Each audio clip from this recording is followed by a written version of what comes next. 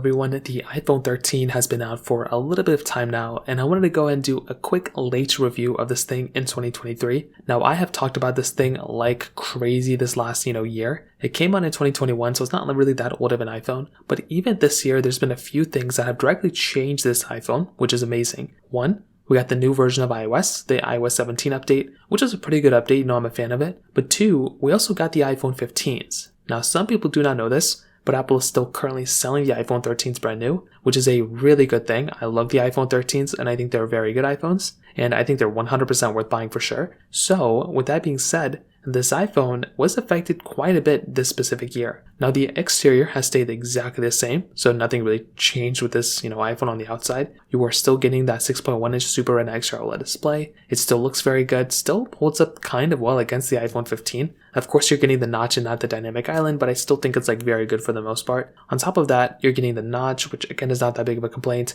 And overall, it's a pretty good looking phone on the front. Lightning port at the bottom, flat sides, glass on the back, dual camera setup. Very good feeling phone, very good performing phone for the most part, which I think is a very, very good thing. And that in and of itself, in my opinion, gets a thumbs up for me for sure. Now, internally, iOS 17, pretty big change. There were lots and lots of cool little things that Apple kind of threw in here. And luckily for us, the iPhone 13 pretty much got all the updates and all the cool things within iOS 17. Now, this is a very important thing. It's something that I love seeing because personally for me, when you're getting a device like, the iPhone 13, you're getting a device that still has almost all the features built in, which is amazing. So even though it wasn't, the most feature full, iPhone on iOS 17, I would definitely say that's probably more towards like the iPhone, 15, 14. But this device still did a really, really good job for what you're getting from that specific standpoint. And I think that's a very important thing to keep in mind there as well. Now, on top of that, the iPhone 15s came out, and I did compare the iPhone 13 pretty much against all of the iPhone 15s, and I pretty much saw, in my opinion, that the iPhone 13 does a really good job for what you're getting.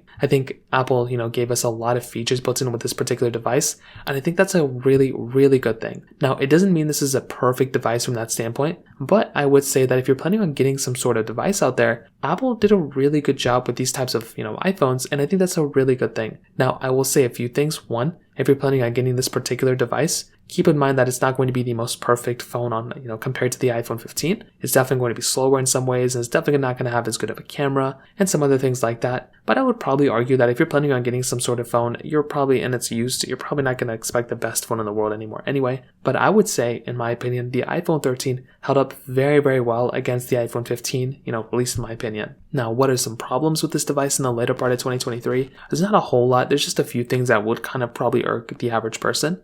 For me, maybe the lack of 120Hz display. Still, I understand it's not that big of a deal, but for me personally, I like having it. It makes the phone feel that much smoother. I love having a telephoto lens. This thing has an ultra-wide camera. The iPhone 15's got a little bit of an improvement in the zooming capability. So hopefully Apple, there's nothing they can do now, but that was, something that kind of I would like on the iPhone 13. Beyond that, there's not really a whole lot else. Those are basically the main things I can think of. I think the iPhone 13 is a very good phone that I would 100% recommend picking up. It's not perfect, but I do think it's a very, very good phone for what you can get. And I'd recommend buying it in the used market because it's a little bit cheaper there. But that's pretty much what kind of, sum up this video, to be honest. If you have any other thoughts or questions, let me know in the comment section below. Hit the like button, that would mean so much, but definitely hit that subscribe button. More importantly than everything else, I love every single one of you guys. Hopefully I'll catch you guys in the next video. Peace out till then.